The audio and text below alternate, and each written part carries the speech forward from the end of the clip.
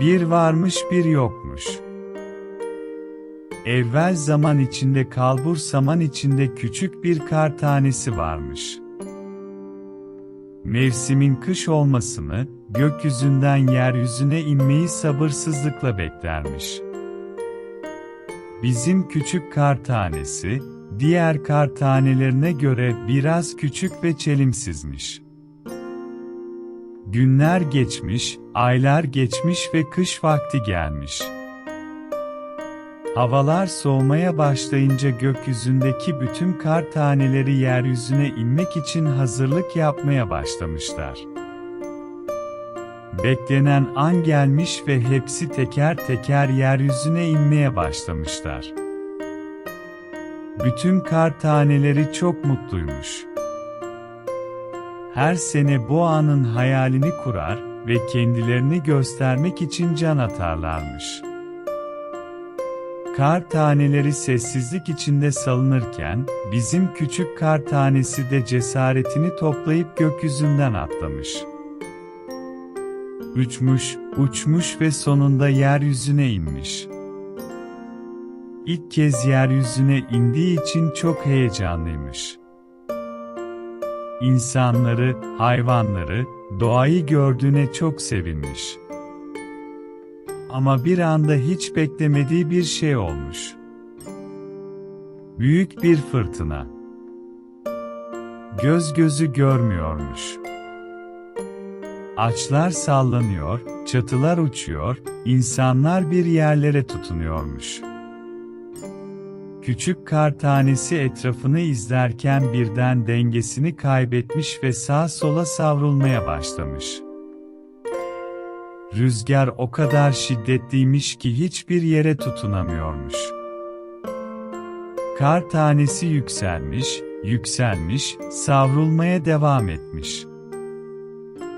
Bu uçmanın ne kadar sürdüğünü anlamamış ve uyuyakalmış.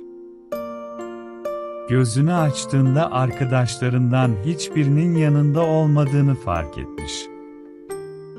İlk düştüğü yerden çok farklı bir yere düşmüş.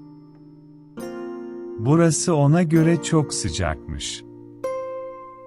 Terlemeye ve korkmaya başlamış. İlk istediği arkadaşlarından birini görmekmiş. Yattığı yerden kalkmış ve yürümeye başlamış. Etrafında kar tanesi yerine bir sürü kum tanesi görmüş. Kendi aralarında konuşan taneleri görmüş. Kar tanesi, "Merhaba" diye seslenmiş. Kum taneleri, kar tanesini görünce gözlerine inanamamışlar. Çünkü çölde bir kar tanesi daha önce hiç görülmemiş. Kum tanesi, "Merhaba, senin burada ne işin var? Burası sana göre bir yer değil," demiş. Kar tanesi, "Haklısın. Buraya nasıl geldiğimi bilmiyorum. Çok uzaklarda bir yerde yeryüzüne inmiştim ama çok şiddetli bir fırtına çıktı. Gözümü açtığımda buradaydım," demiş. Kum taneleri kar tanesine çok üzülmüş. Ama onun burada yaşayamayacağını biliyorlarmış. Diğer bir kum tanesi, "Seni hemen geldiğin yere geri dönmen lazım, yoksa burada eriyip bitersin," demiş. Kar tanesi, "Evet, zaten çok terliyorum ve çok susadım," demiş. Kumlar hemen kara su getirmiş ve onu biraz dinlendirmek için buzdolabına koymaya karar vermişler.